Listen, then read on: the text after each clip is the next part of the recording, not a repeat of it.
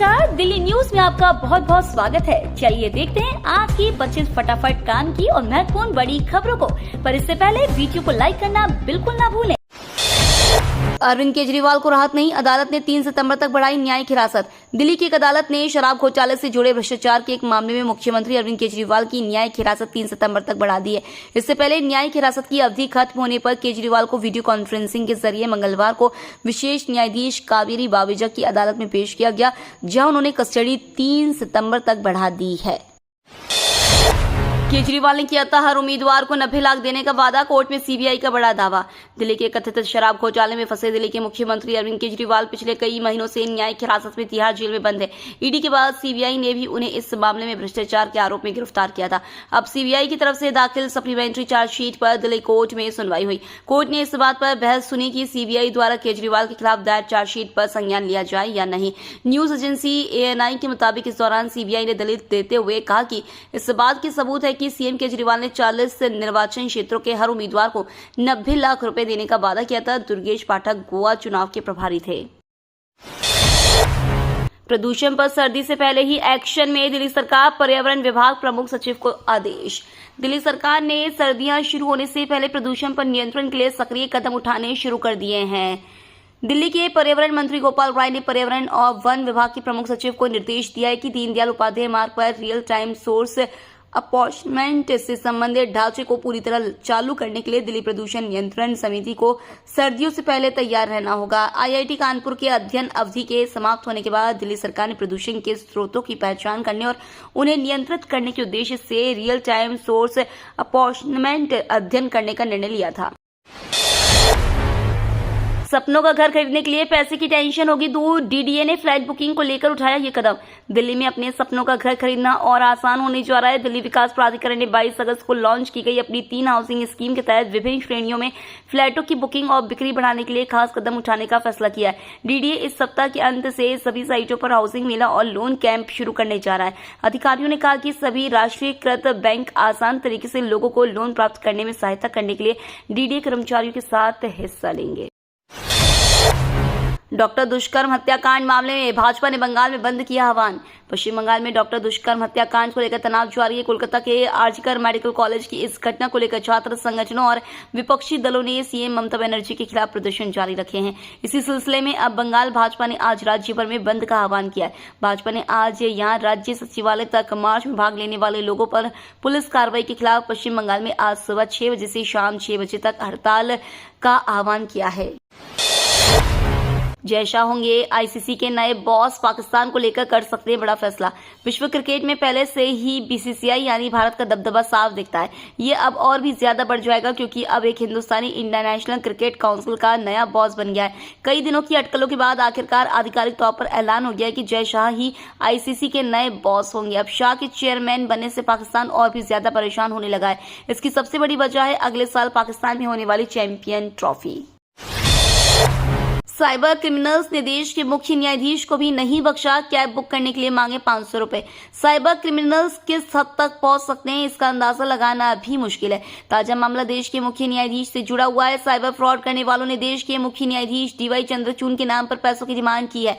इस मैसेज में फ्रॉडियो ने लिखा है, हेलो, मैं सीजीआई हूं और हमारी कोलेजियम के साथ अर्जेंट मीटिंग है। मैं कनॉट प्लेस में फंस गया हूं। क्या आप मुझे कैब के लिए 500 रुपए भेज सकते हैं?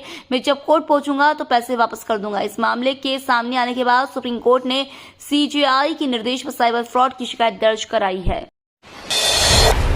एनबीडीए प्रतिनिधि मंडल ने रजत शर्मा के नेतृत्व में पीएम नरेंद्र मोदी से मुलाकात की।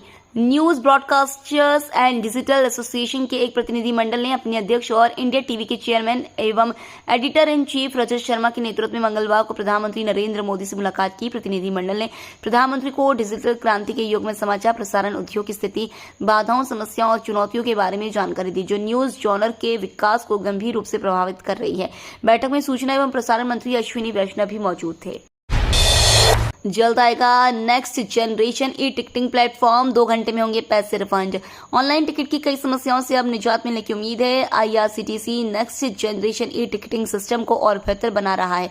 अगले साल मार्च महीने तक next generation e ticketing platform का नया वर्जन आ जाएगा। इससे तत्काल टिकट बुकिंग में भी यात्रियों को परेशानी नहीं होगी। इससे टिकट बुकिंग की मौजूदा रफ्तार कई गुना बढ़ जाएगी और ऑनलाइन टिकट बुकिंग सुविधा लोगों को फटाफट मिलेगी। इसके साथ ही नई पहल रेलवे ने टिकट कैंसिल होने की स्थिति में 2 घंटे के भीतर पैसे लौटाने की सुविधा भी दे रहा है।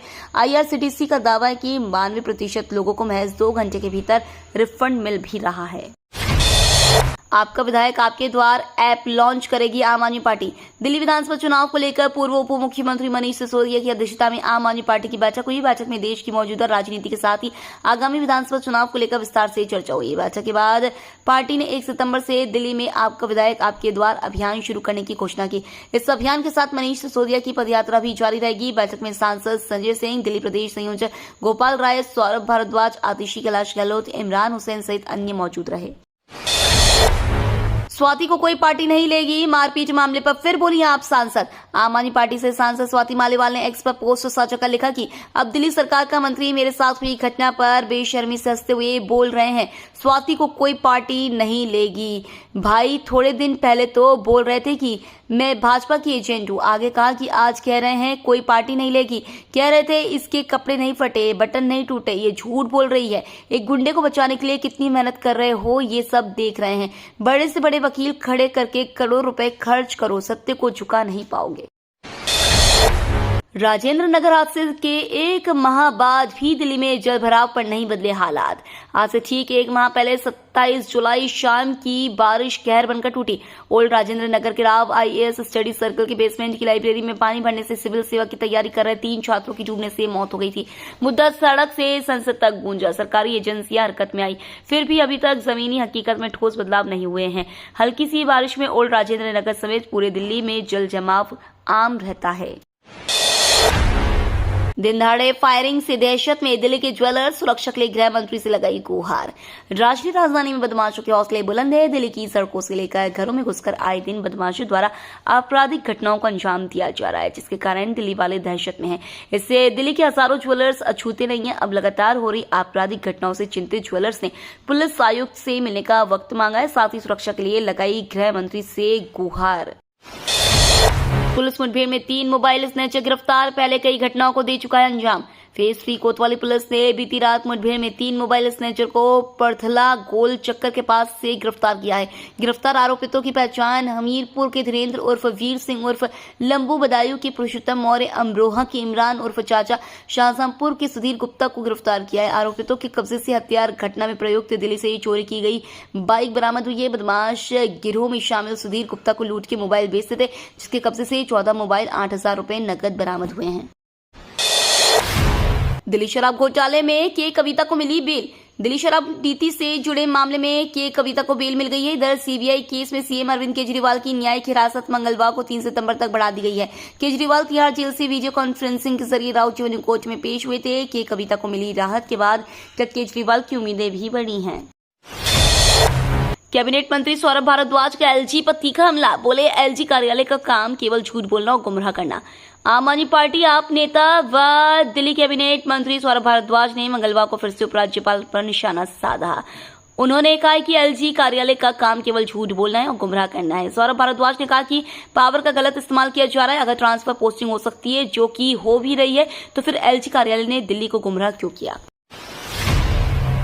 दिल्ली में फुहारों और तेज हवा से राहत, अब बारिश से बदलेगी फिजा। दिल्ली में मौसम बदलने वाला है। मौसम विभाग ने दिल्ली में जोरदार बारिश का येलो अलर्ट जारी किया है। इस दौरान 30 से 40 किलोमीटर प्रति घंटे की रफ्तार से हवाएं भी चल सकती हैं। इसको लेकर येलो अलर्ट जारी किया गया है। IMD की माने तो दिल्ली के साथ साथ NCR के शहरों में भी मौसम कमोबेश ऐसा ही रहेगा। फर्जी TTE बनकर ट्रेन में करता था अवैध वसूली, पुलिस ने धर दबोचा। दानापुर जोगबनी इंटरसिटी एक्सप्रेस में यात्रियों का टिकट चेक करते फर्जी TTE अखिल चौधरी को समस्तीपुर मंडल की टाइगर स्क्वाड ने पकड़ा है। उसे दरभंगा GRP थाने को सौंप दिया गया है। वह मुजफ्फरपुर जंक्शन पर इंटरसिटी में सवार हुआ था। दरभंगा निवासी अखिल से GRP पूछताछ कर रही है। इससे पहले उससे RPF ने भी पूछताछ की थी। रेलवे से जुड़े एक यात्री ने फर्जी TTE की जानकारी समस्तीपुर मंडल को दी थी, साथ ही उसकी तस्वीर भी भेजी थी। इसके आलोक में GRM समस्तीपुर के निर्देश पर टाइगर स्क्वाड के सदस्य चंद्रकिशोर यादव और धर्मेंद्र कुमार ने फर्जी TTE को दरभंगा में पकड़ लिया। टेलीग्राम पर भारत में लग सकता है बैन, आईटी मंत्रालय ने होम मिनिस्ट्री से मांगी रिपोर्ट। टेलीग्राम के सीईओ पावेल ज्यूरोव की गिरफ्तारी के बाद भारत सरकार भी टेलीग्राम के खिलाफ जांच शुरू करने जा रही है। सरकार जानना चाहती है कि क्या इस ऐप का इस्तेमाल क्रिमिनल एक्टिविटीज में हो रहा है, जिसमें एक्सटॉर्शन और गैम्बलिंग आदि शामिल है। अगर ऐप जांच में दोषी पाया जाता है तो भारत में इस पर बैन लग सकता है। कुनू नेशनल पार्क से फिर आई दुखद खबर, नामीबियाई नर चीता पवन की मौत। कुनू नेशनल पार्क में मंगलवार को एक चीते की मौत की दुखद खबर सामने आई। वन विभाग के हवाले से सूचना मिली कि नामीबियाई नर चीता पवन की मौत हो गई। इससे पहले 5 अगस्त को भी अफ्रीकी चीता गामिनी के 5 महीने के शावक की मौत हो गई थी। कुनू नेशनल पार्क में पवन नामक चीता मंगलवार सुबह 10:30 बजे एक कुफंती नहर के पास झाड़ियों में बिना किसी हलचल के पाया गया। इस घटना की जानकारी वन्यजीव विभाग के अतिरिक्त प्रधान मुख्य वन संरक्षक और लायन प्रोजेक्ट के निदेशक उत्तम शर्मा के कार्यालय से जारी की गई। कोलकाता रेप मर्डर केस के आरोपी एएसआई अनूप दत्त का होगा पॉलीग्राफी टेस्ट, सीबीआई को मिली कोर्ट से इजाजत। कोलकाता के RG Kar medical college and hospital में जूनियर डॉक्टर के साथ रेप मर्डर केस में सीबीआई अब मुख्य आरोपी संजय रॉय के साथ एएसआई अनूप दत्त का पॉलीग्राफी टेस्ट कराएगी। केंद्रीय एजेंसी को कोर्ट से इसकी इजाजत मिल गई है। अनूप दत्त आरोपी संजय रॉय का करीबी है। रेप और हत्या के बाद आरोपी अनूप दत्त के बैरक में आराम करने आया था। वहीं पूर्व प्रिंसिपल संदीप घोष का पॉलीग्राफी टेस्ट पूरा हो गया है। कोल इंडिया में सिर्फ 8.5% है आधी आबादी की भागीदारी, काम करती है 19,463 महिलाएं। रांची कोल इंडिया में आधी आबादी की भागीदारी बहुत ही कम है। कंपनी में मात्र 8.5% ही महिला कर्मी हैं। कोल इंडिया में कुल 2,25,184 कर्मी कार्यरत हैं। इसमें 2,05,721 पुरुष है, जबकि 19,463 महिला कर्मी कार्यरत है। इसमें 2,09,464 महिला पुरुष कर्मचारी और शेष अधिकारी है। कोल इंडिया की कंपनियों में सबसे अधिक कर्मी ईस्टर्न कोल फील्ड्स लिमिटेड में है। यहाँ करीब 48,000 कर्मी अभी काम कर रहे हैं। इसके बाद करीब 31,700 कर्मी सीसीएल में है। कोल इंडिया में 9 अनुषंगी कंपनियां हैं। केवल आप विधायकों के इलाकों में लगाए गए सीसीटीवी, भाजपा एमएलए की याचिका पर हाईकोर्ट ने दिया खास निर्देश। दिल्ली हाईकोर्ट ने मंगलवार को मुख्य सचिव को निर्देश दिया कि वह भाजपा विधायक की उस याचिका पर फैसला ले जिसमें आरोप लगाया गया है कि दिल्ली की आम आदमी पार्टी सरकार केवल उन्हीं इलाकों में सीसीटीवी कैमरे लगा रही है जहां से सत्तारूढ़ आप पार्टी के विधायक जीतकर आए हैं। याचिका में दावा किया गया है कि सीसीटीवी कैमरे न लगाए जाने से निर्वाचन क्षेत्र की कानून व्यवस्था पर नकारात्मक प्रभाव पड़ रहा है और निवासियों की सुरक्षा को भारी खतरा है। दिल्ली कोर्ट ने मनी लॉन्ड्रिंग केस में कश्मीरी अलगाववादी नेता शब्बीर अहमद को दी बेल। दिल्ली की अदालत ने कश्मीरी अलगाववादी नेता शब्बीर अहमद शाह को 3 में से 1 मामले में बरी करने का आदेश जारी किया है। वह फिलहाल राष्ट्रीय राजधानी दिल्ली की जेल में बंद है। इसके बावजूद शब्बीर के जेल से छूटने के आसार नहीं है, क्योंकि वह बाकी 2 बचे केसों के आरोप में आगे भी जेल में ही बंद रहेगा। आपको बता दें कि शब्बीर बीते 7 सालों से जेल में बंद है। उसके इतने लंबे समय से जेल में बंद होना ही उसके इस केस से बरी होने का आधार है। जेएनयू में छात्रों के आगे झुका प्रशासन, जाति गणना समेत 6 मांगों पर जताई सहमति। जेएनयू न्यूज, जेएनयू में पिछले करीब 16 दिनों से चली आ रही छात्रों की हड़ताल पर सोमवार को बड़ा अपडेट सामने आया। अब यह विरोध प्रदर्शन जल्द खत्म हो सकता है। जेएनयू प्रशासन ने छात्रों की 12 बड़ी मांगों में से कुछ मांगों को पूरा करने पर सहमति जताई है। वहीं जेएनयू प्रशासन ने कॉलेज में जाति गणना पर सहमति जताई है। अब कॉलेज में गणना होगी कि कितने यादव हैं और कितने ठाकुर। साथ ही कॉलेज प्रशासन ने आंतरिक प्रवेश परीक्षा प्रणाली लागू करने की छात्रों की मांगों पर सहमति जताई है। ये तो थी आज की बड़ी खबरें। रोजाना ऐसी ही सबसे पहले अपडेट पाने के लिए चैनल को सब्सक्राइब करना बिल्कुल ना भूलें। धन्यवाद।